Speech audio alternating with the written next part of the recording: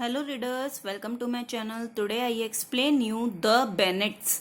Jane Austen's Pride and Prejudice tell you the story of British society in late 18th and early 19th century England. Pride and prejudice एक novel है जो कि Jane Austen द्वारा लिखा गया है। इसमें लेट 18th और अर्ली 19th सेंचुरी में ब्रिटिश सोसाइटी के बारे में बताया गया है। In this extract from the novel you will get to know about the Bennet sisters and their parents।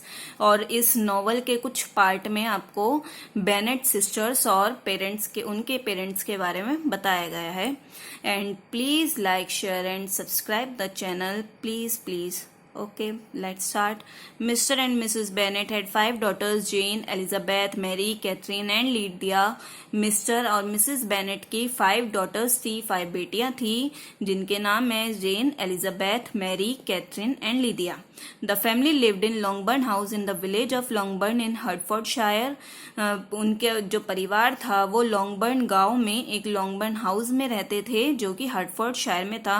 The little town of Meryton was a mile away. और एक शहर था छोटा सा मेरिटॉन, वो वहां से 1 मील की दूरी पर था। The Bennets though not rich were very comfortably off. Bennets हालांकि बहुत अमीर नहीं थे लेकिन आराम की जिंदगी जी रहे थे। But their easy circumstances would continue only as long as mister Bennet lived because of Bennet property was entailed.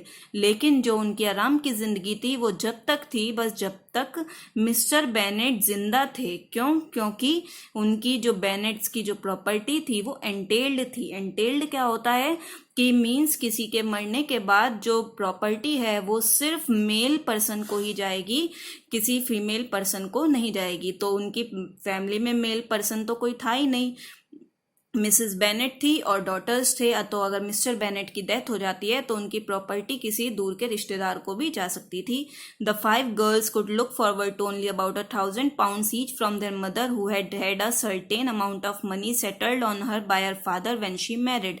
और जो उनकी 5 लड़कियां थी उन्हें बस अपनी माँ के पास जो $1000 थे सारी लड़कियों के लिए जमा करे हुए, कुछ पैसे जो कि उनके फादर ने उनकी शादी के लिए जमा करे थे, बस उन्हीं पर उनका सहारा था। The fine house in which they lived and the farm which gave mister Bennet his income would both on his death pass on to mister Collins, a distant cousin but the nearest male relative.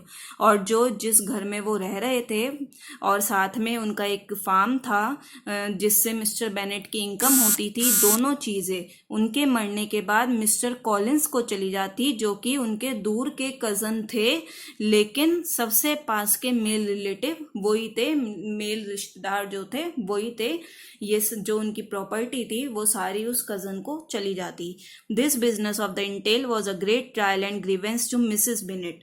और इतना Intel का ये काम जो था वो उनको बड़ा, मिसेस बेनेट को बड़ा दुख करता था, बड़ा परेशान करता था। She could not understand it and suspected a scheme to leave herself and her daughters penniless and without a roof over their heads on her husband's death.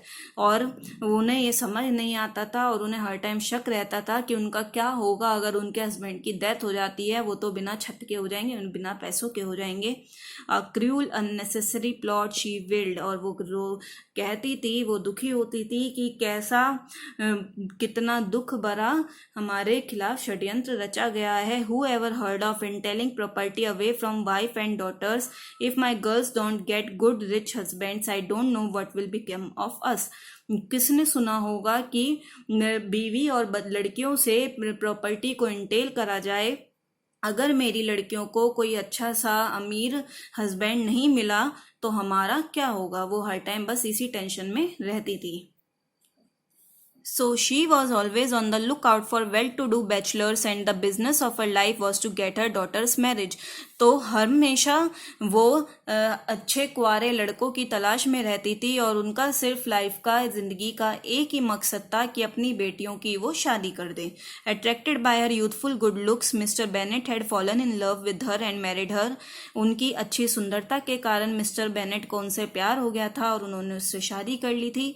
He had realized very early in his marriage however that his beautiful wife was extremely foolish. लेकिन mister Bennet ने अपनी शादी के कुछ दिन बाद वाली ये चीज जांच ली थी कि उनकी जो सुंदर बीवी है वो बहुत मूर्ख है, but instead of correcting and teaching her so that missus Bennet's manners and conversation improve with time, he merely avoided his wife as much as possible.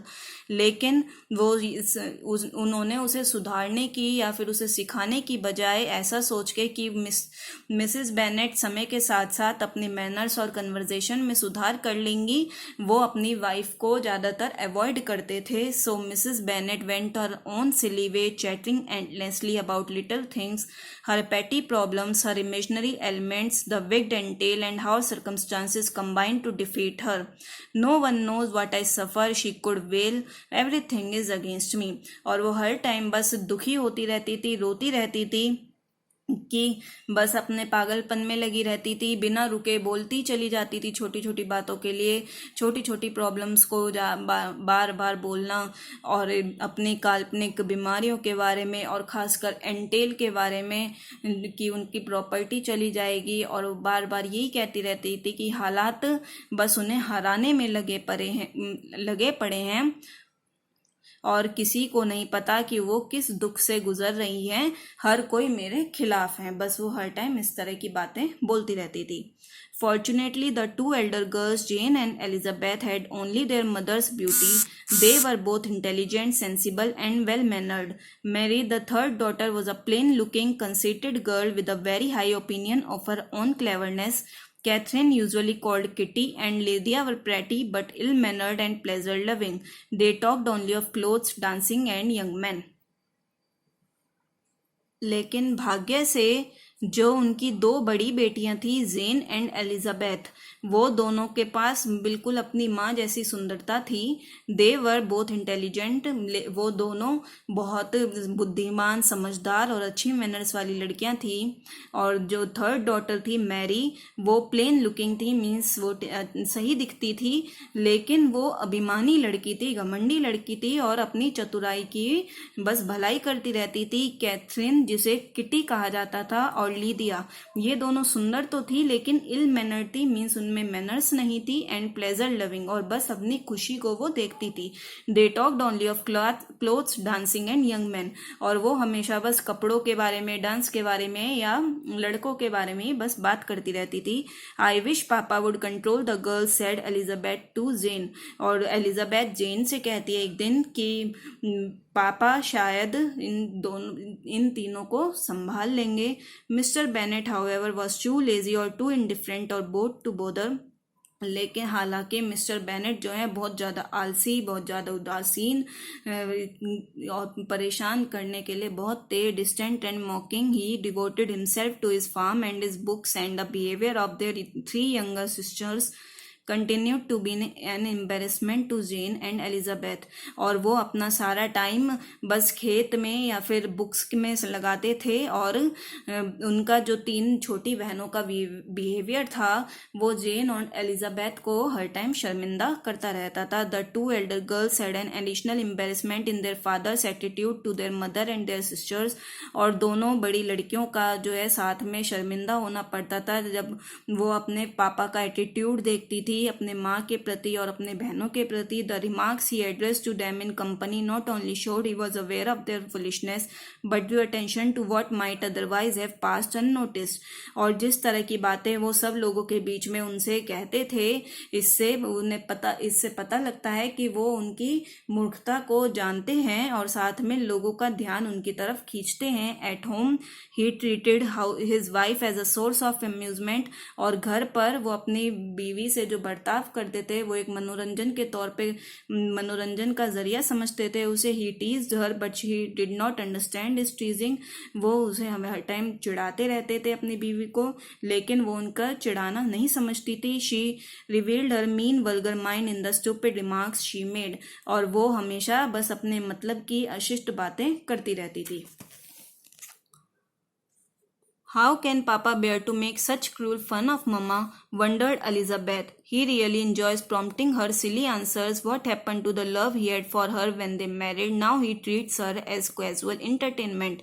तो एक दिन एलिजाबेथ कहती है कि पापा मम्मा के साथ इतना बुरा मजाक कैसे कर सकते हैं। उन्हें बस उनके जो मूर्खतापूर्ण आंसर होते हैं उनको पाने में बड़ा एंजॉय करते हैं, वो बड़ा करता है। What happen to the love he had for her when they married, और उनके उस प्यार को क्या हुआ जब जो उन्हें अपनी शादी के टाइम था, अब तो वो उन्हें बस एक मनोरंजन के तौर पर समझते हैं। One morning at breakfast, Mrs. Bennet announced to her husband in some excitement that our neighboring estate, Netherfield Park, has been rented by a Mr. Bingley. एक दिन सुबह ब्रेकफास्ट करते हुए मिसेस बेनेट अपने हस्बैंड को बड़े खुशी खुशी बताती हैं कि जो पड़ोस में एक प्रॉपर्टी है जिसका नाम नेदरफील्ड पार्क है, वो मिस्टर बिंगली ने किराए पर लिया है। Mrs. Long told me, she cried, that the gentleman will move in very soon. He is single, young and handsome and from the north of England and has £5,000 a year. What a good thing for 4 girls. Our girls, Mr. Bennet, you must call on him as soon as possible. तो वो कहती हैं कि Mrs long ने मुझे बताया है कि वो आदमी यहाँ पर जल्द ही रहने आने वाला है। वो सिंगल भी है, कुंवारा भी है, हैंडसम भी है और इंग्लैंड के नॉर्थ से आया है और एक साल में £5,000 वो कमाता है। कितना अच्छा होगा अगर हमारी किसी एक बेटी की उससे शादी हो जाए। आप उसे जल्दी से जल्दी अपने यहाँ बुलाइए। Why should I call on him at all? teased Mr. Bennet. तो मिस्टर बेनेट उसे चिढ़ाते हुए कहते हैं कि मैं उसे क्यों बुलाऊं। Oh, Mr. Bennet, you are so heartless, said Mrs. Bennet. How can we visit him if you don't? Indeed, you must call on him. Sir William and Lady Lucas will, and Mrs. Long and everyone else too. The Lucas girls and Mrs. Long nieces are quite plain. I am sure Mr. Bingley will fall in love and marry one of our beautiful daughters if only you had call on him. तो वो कहते हैं, mister Bennett आप इतने बेरहम क्यों हैं? आप अगर उन्हें नहीं बुलाएंगे तो हम उनसे कैसे मिलेंगे, कैसे जान पहचान बढ़ाएंगे। आपको उन्हें सबसे पहले बुलाना चाहिए। सर विलियम, लेडी ल्यूकस सब बुलाएंगे, मिसेस लॉन्ग भी बुलाएंगी और हर कोई उन्हें बुलाएगा। जो ल्यूकस की बेटियां हैं और मिसेस लॉन्ग की जो भतीजियां हैं वो तो ठीक ठाक हैं। मुझे पूरा यकीन है मिस्टर बिंगली अगर हमारी बेटियों से मिलेंगे तो उन्हें उनसे प्यार हो जाएगा और वो एक बेटी से तो शादी कर ही लेंगे अगर आप उन्हें यहाँ पर बुलाएंगे तो। She continued to beg and plead every following day, pointing out that with the entail over their heads and 5 girls to be married off, Mr. Bennet could not afford to neglect to call on any eligible bachelor. You must think of our daughter, Mr. Bennet, she repeated over and over again. और वो हर रोज उस दिन के बाद से हर रोज बार बार उनसे request करती रहती थी कि वो उसे बुलाएं, वो उसे मना नहीं कर सकते। इतने योग्य कुंवारे लड़के को वो इस तरह नेग्लेक्ट नहीं कर सकते और जबकि हमारे सर पर एंटेल भी है और साथ में 5 बेटियों की शादी भी करनी है। आपको अपनी बेटियों के बारे में सोचना चाहिए। वो उनसे बार बार एक ही बात ये कहती रहती थी। Her husband only laughed and said that nothing would make him call on Bingley, that if Mr. Bingley wished to marry one of their daughters he would have to do so without his help. लेकिन उनके husband बस उनकी बात हंस के टाल देते थे और ये कहते थे कि कोई भी वो मिस्टर बिंगली को किसी के भी कहने पर यहाँ नहीं बुलाएंगे।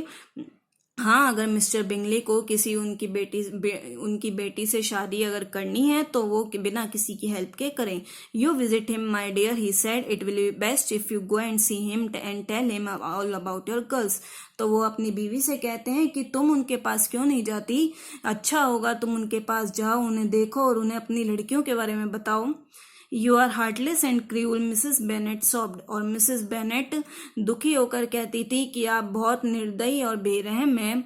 इन spite of all that he said, however, mister Bennet was among the first in the neighbourhood to call on Bingley. लेकिन ऐसा कहने के बावजूद भी पड़ोस में मिस्टर बिंगले ही सबसे पहले ऐसे आदमी थे जिन्होंने उसे मिस्टर बेनेट सबसे पहले आदमी थे जिन्होंने मिस्टर बिंगली को बुलाया था, इनवाइट किया था। But his wife knew nothing of this till the evening after the visit when she was discussing a forthcoming ball with her daughters. और जबकि उनकी बीवी को इस बारे में कुछ भी नहीं पता था, उनके आने तक कुछ भी नहीं पता था। और वो उस टाइम जब वो आते हैं वो उस टाइम आने वाली बॉल के बारे में अपनी बेटियों से डिस्कस कर रही थी। बॉल एक डांस पार्टी को कहते हैं। I hope you understand this chapter. Okay, thank you, bye bye.